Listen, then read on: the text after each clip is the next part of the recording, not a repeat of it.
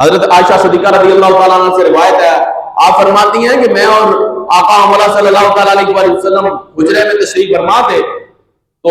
دیکھتی کیا ہوں کہ فاطمہ آ رہی ہے، حضرت فاطمہ تو زہرا سلام اللہ علیہ، آپ تشریف لائیں اور اپنے پلو میں انہوں نے روٹی کا ایک ٹکڑا باندھا ہوا تھا، اور جب حضور کی بارگاہ میں آئی نا تو آ کر وہ روٹی کا ٹکڑا جو ہے اس کو کھول کے حضور کی بارگاہ میں پیش کیا، تو حضور نے فرمایا کہ یہ کیا ماجرا ہے؟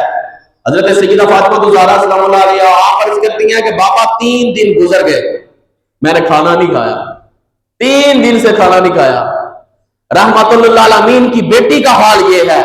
فرماتی ہیں کہ 3 دن گزر گئے میں نے کھانا نہیں کھایا، آج 3 دن کے بعد علی المرتضیٰ کرم اللہ تعالی وجل کریم کچھ جو کا آٹا لے کر آئے تو میں نے اس سے کھانا پکایا، بچوں نے کھا لیا، یا رسول اللہ جب میں کھانے لگی تو مجھے خیال آیا کہ آقا مولا نے کھانا کھایا ہوگا یا نہیں کھایا، اس واسطے میں اس روٹی کے ٹکڑے کو آپ کی بارگاہ میں لے آئی۔ تو پھر آگے جن کے لیے کائنات بنائی گئی، جن کے لیے انبیاء کرام کو نبوتیں عطا فرمائی گئی، جن کے لیے رسولوں کو رسالت عطا فرمائی گئی، جن کے لیے اللہ رب العزت نے تمام عالمین کو بنایا، اب اس آقا مولا کے مبارک لبوں سے جو لفظ نکلے،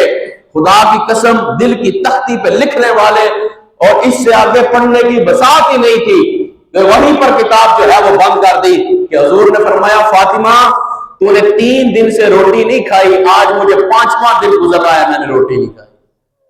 جی۔ اور امتی کا حال پتہ گیا ہے، امتی کے سامنے 20 قسم کے کھانے جب تک نہ پڑے ہو تو امتی کی بھوک ہی نہیں مٹتی۔